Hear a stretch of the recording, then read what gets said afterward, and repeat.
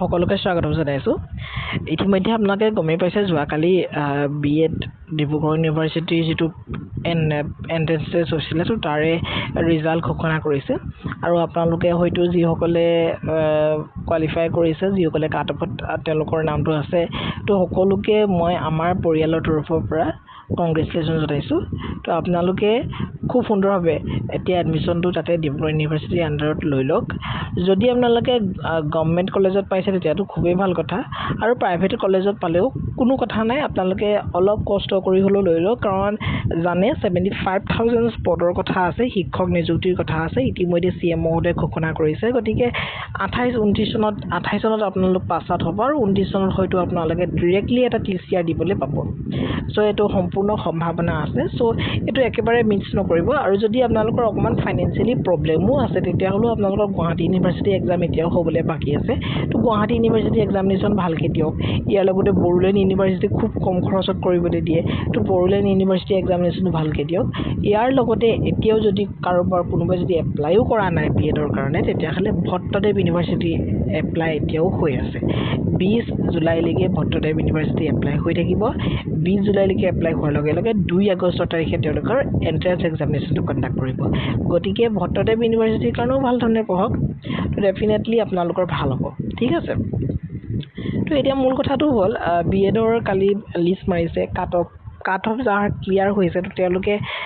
কি কৰিব লাগিব এতিয়া তেওঁলোকেতো ঘৰতে বহি পানি থাকিলে নহব লিষ্টখনত কাট অফৰ নাম আহিছে সিটটো পাম একেদৰে থাকিলে নহব কাৰণ এই ক্ষেত্ৰত ডিব্ৰুগড় ইউনিভাৰ্চিটিয়ে কি কৰে এইখন জাস্ট আপোনালোকক এলিজিবিলিটি দিয়া হৈছে বিএডত এডমিশ্যন ল'বৰ কাৰণে ডিব্ৰুগড় ইউনিভাৰ্চিটিয়ে এইটো এটা এলিজিবিলিটিহে আপোনালোকক দিছে তাৰ মানে ডিব্ৰুগড় ইউনিভাৰ্চিটিয়ে সিহঁতৰ এফিলিয়েটেড ডিব্ৰুগড় ইউনিভাৰ্চিটি এফিলিয়েটেড প্ৰতিখন কলেজক কৈ দিছে 18খন বিএড কলেজ আছে যে সেই বিএড কলেজখনক কৈ দিছে যে আমি পতা এই এক্সামটোৰ এই এন্ট্ৰেন্স এক্সামিনেশ্যনটোৰ কাট অফটোৰ ওপৰত থকা যিসকল কেণ্ডিডেট সেই কেণ্ডিডেটসকলকহে এডমিশ্যন দিব পাৰিব বাকীসকলক দিব নোৱাৰে গতিকে কাট অফ ক্লিয়াৰ সকলে ইয়াতে এলিজিবল হয় তেওঁলোকে ডিব্ৰুগড় ইউনিভাৰ্চিটি এই 18খন কলেজতে এতিয়া এপ্লাই কৰিব পাৰিব বিএড পঢ়িবৰ বাবে ঠিক আছে বিএড পঢ়িবৰ বাবেহে এপ্লাই কৰিব পাৰিব এতিয়ালৈকে তেওঁলোকে বিএডৰ সিটটো কনফাৰ্ম হোৱা নাই তো যিসকলে খুব ভাল মাৰ্কছ পাইছে ৰেংক ধৰি লওক আপোনালোকৰ 50 ৰেংকৰ ভিতৰত আছে তো তেওঁলোকে হয়তো গভৰ্ণমেণ্ট কলেজসমূহত ডাইৰেক্টলি এডমিশ্যন পাই যাব আৰু গভৰ্ণমেণ্টত জানেই আপোনালোকে খুব সিটটো কম আছে লগতে গভৰ্ণমেণ্ট কলেজসমূহত চৰকাৰী শিক্ষকসকলকো এটা বিশেষ সুবিধা প্ৰদান কৰা হয় এটা প্ৰায়ৰিটি দিয়া হয় তেওঁলোককো বিএড কৰিবৰ বাবে গতিকে তাত সিটবিলাক কমি যায় গতিকে আৰু আমাৰ ডিব্ৰুগড় ইউনিভাৰ্চিটিৰ আণ্ডাৰত বহুত কম সিট আছে গতিকে মই সেই কাৰণে কৈছো গুৱাহাটী ইউনিভাৰ্চিটি বড়োলেণ্ড ইউনিভাৰ্চিটি বা ভট্টদেৱ ইউনিভাৰ্চিটিও আপোনালোকে এপ্লাই কৰক এতিয়া এই ডিব্ৰুগড় ইউনিভাৰ্চিটিৰ যিবিলাকে গভটত পাব গভটতো ভাল মাৰ্কছ থাকিলেই পাব লগতে এটা এলিজিবিলিটি ক্ৰাইটেৰিয়া অৰ্থাৎ আপোনালোকৰ যিটো কাট অফটো 36 জেনেৰেলৰ কাৰণে 36 লৈকে নামিছে গতিকে সেই 36 নম্বৰ পোৱা ল'ৰাজন বা 38 পোৱা ল'ৰাজন বা 40 পোৱা ল'ৰাজনে জানো গভৰ্ণমেণ্ট কলেজত সিট পাব তো এইটো বহুত কথা কম এটা চান্সেছ আছে তো তেওঁলোকে গভৰ্ণমেণ্ট কলেজ এখনত সিট পাব তথাপিও মই এইটো তেওঁলোকক মন ভাঙি দিয়া নাই তেওঁলোকে চেষ্টা কৰক মই এই কাৰণে কৈছো আপোনালোকে এতিয়া কি কৰিব গোটেইখন 18খন কলেজতে আপোনালোকৰ এপ্লিকেশনছ দিয়ক এতিয়া এপ্লিকেশন হ'ব কেনেকৈ দিব এতিয়া সব এতিয়া প্ৰথম কামটো আপোনালোকৰ কি হ'ব প্ৰথম কামটো আপোনালোকৰ হ'ব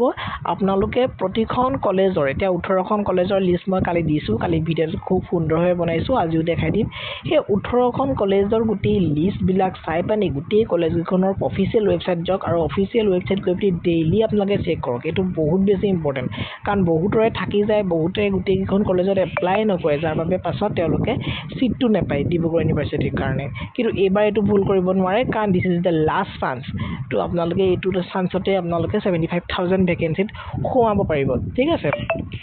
গতিকে কথাবিলাক গুৰুত্ব দিব প্ৰতিখন কলেজৰ ৱেবছাইট প্ৰতিদিনে আপোনালোকে চেক কৰিব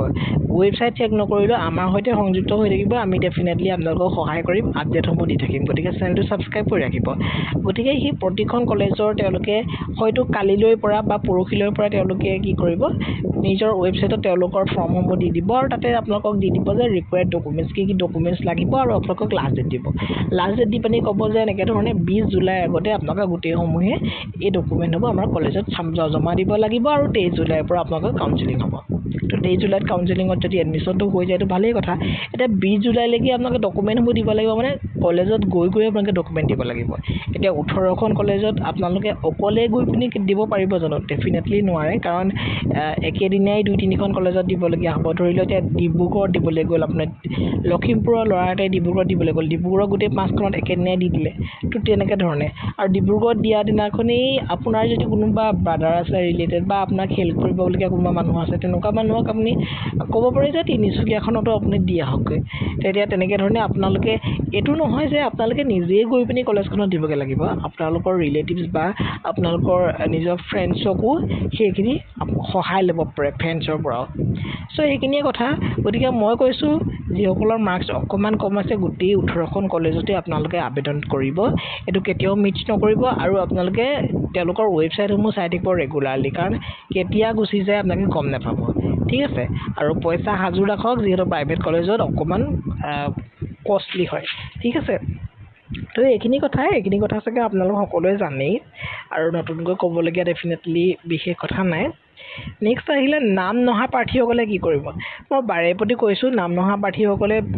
যদি এপ্লাই কৰি থৈছে গুৱাহাটী ইউনিভাৰ্চিটিৰ কাৰণে ভাল ধৰণে পঢ়ক গুৱাহাটী ইউনিভাৰ্চিটিত বহুত চিট আছে আপোনালোকে যদি জেনেৰেলিও পাছ কৰিব পাৰে গুৱাহাটী ইউনিভাৰ্চিটিত যদি আপোনাৰ পইচা আছে ফাইনেন্সিয়েলি আপুনি ষ্ট্ৰং তেতিয়াহ'লে আপুনি গুৱাহাটী ইউনিভাৰ্চিটি আণ্ডাৰত প্ৰাইভেটত আপোনালোকে এডমিশ্যন পাই যাব গতিকে ইমান চিন্তা কৰিবলগীয়া নাই কিন্তু ফাইনেন্সিয়েলি যদি আপোনালোকে ষ্ট্ৰং নহয় তেতিয়াহ'লেতো ভালকৈ পঢ়িবই লাগিব ভাল ধৰণে পঢ়ক এণ্ট্ৰেন্স এক্সামটোৰ কাৰণে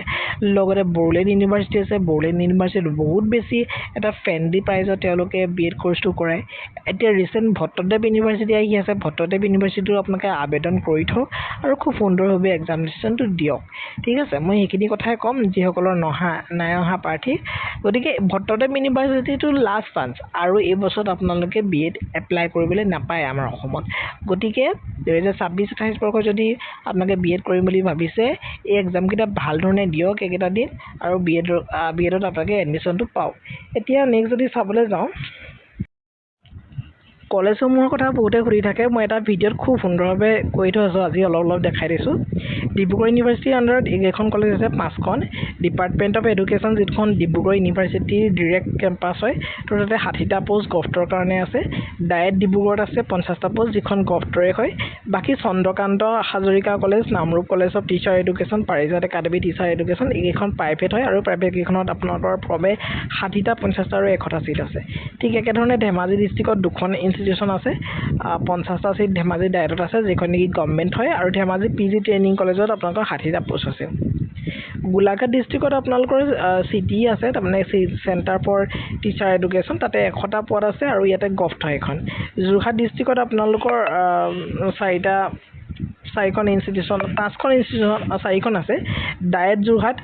IASC PGTC যোৰহাট এই দুখন আপোনালোকৰ গভৰ্ণমেণ্ট হয় আৰু এই দুখনত 200টা পদ আছে total Kamala Bezbaruah memorial college of teacher এডুকেশ্যনত 100টা পদ আছে এখন প্ৰাইভেট হয় আৰু north east institute of the management science যিখনত 50টা পদ আছে আৰু খুব কষ্টলি হয় ঠিক আছে প্ৰাইভেট যিহেতু লখিমপুৰত আপোনালোকৰ 4খন আছে এখন মই ইয়াতে দিয়া নহ'ল ডায়েট লখিমপুৰ বুলি এখন আছে তো সেইখনো ইয়াতে গভৰ্ণমেণ্ট হয় আৰু বাকী বিপুৰীয়া